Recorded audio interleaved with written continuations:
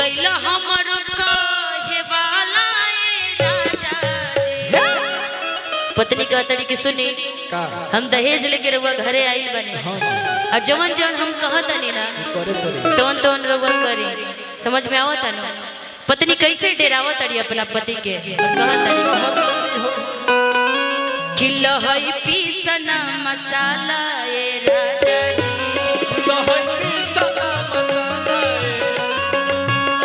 लहई पीसना मसाला ए राजा जी।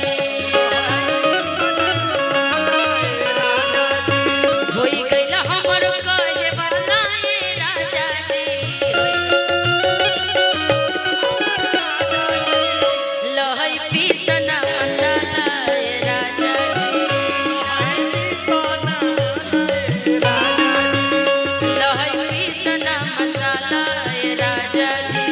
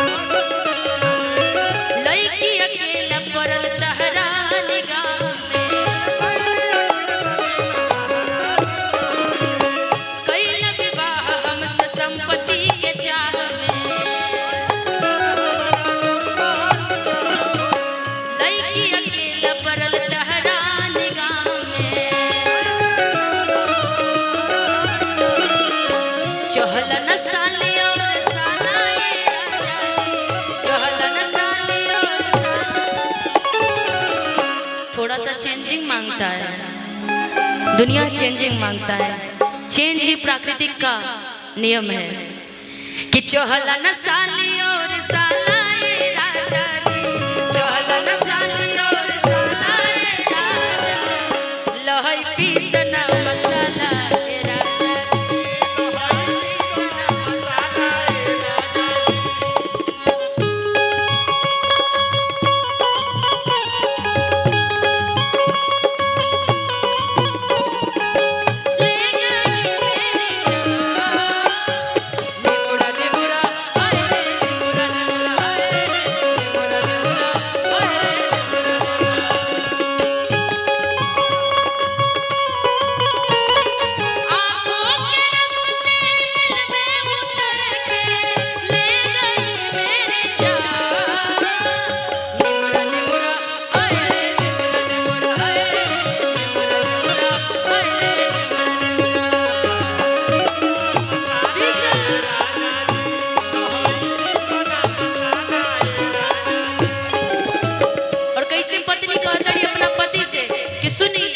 जे भी हमारा घर द्वार में रहे बड़ा रहुआ मौक हल्का मंगले वाले हमारा पापा से कैसे कहता है।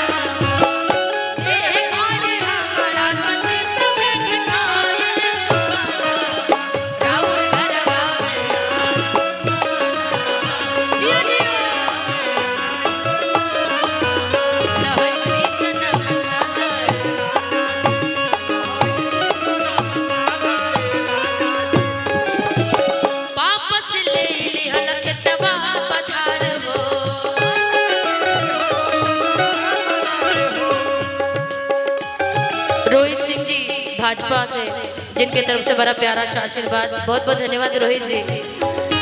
आप नहीं देते तो भी चल जाता, लेकिन दिया इसके लिए भी बहुत बहुत धन्यवाद। पापा से ले ली हलक तबा पधार मुफ्त में मिलल तोहरा के कार हो।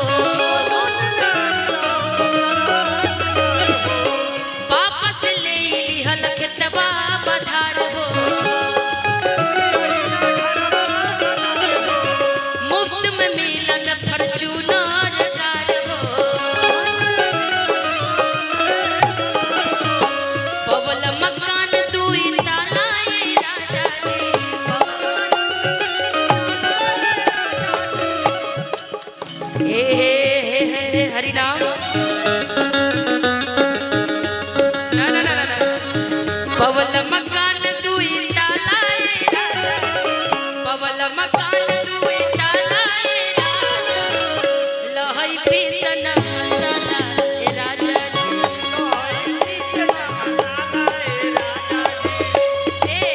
मान लो तुमको अपने पति से मसाला पिसवाना होगा तो कैसे पिसवाओगी? मान लो कि तुम्हारा पति यहाँ पे किसी को बनाया जाए, इनको बनाया जाए, आओ ना भाई आओ आओ आओ।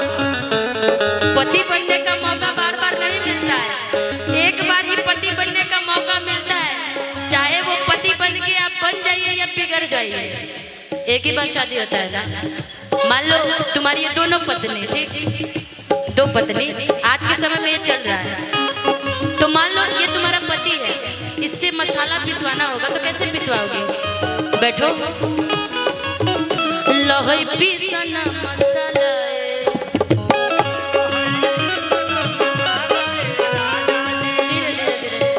खड़ा होकर के कौन मसाला पिसाता है? मॉडर्न जमाना की आई हो। लो मसाला कोटा तलो सिलवट नीचे होता है कि ऊपर होता है? नीचे होता है। एक बुर्बक को समझाओ। आजकल की लड़कियां जो बाहर पढ़ रही है ना, और इसी के जैसे लड़की होगी ना तो घर बर्बाद हो जाएगा। इसको सिखाओ मसाला पिसाने का। आता है मसाला पीसने? हाथ पकड़ के सिखाओ। तुम ही देखो भाई, ये लड़का हॉस्टल वाला लड़का है जो खुद से खाना बनाता है ना। आजकल के सारे लड़के खाना खुद से बनाते, तुम ही सिखा दो उसको।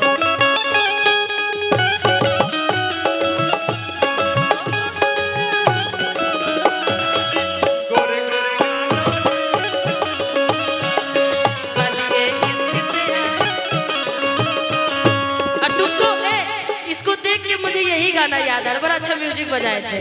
दिल का भोला है तबीयत का बड़ा है शादा, दिल का भोला है तबीयत का बड़ा है शादा, वादिए इश्क से आया है तेरा सहजादा, लहई पिसना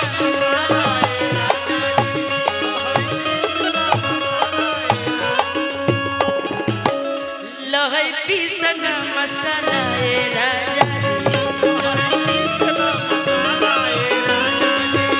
लहई पिसना मसाला राजा जी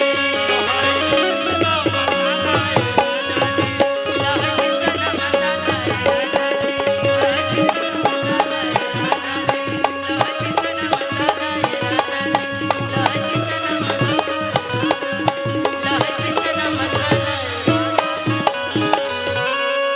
लहई पिसना मसाला ये राजा जी कि हो गइल हमरो कहे वाला ये राजा जी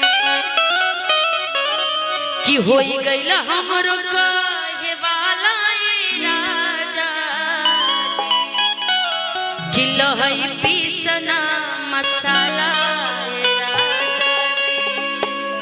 बहुत बहुत धन्यवाद। भाई का नाम मुझे नहीं पता, जिनके तरफ से बड़ा प्यारा सा आशीर्वाद आया है, और धीरे धीरे मेरा मुकुल भी आजकल खाना बनाने का सीख रहा है। बहुत बहुत धन्यवाद। हमारे बीच में हमारे भैया उपस्थित हैं, आप सबका स्वागत है। हाँ बिल्कुल आइए।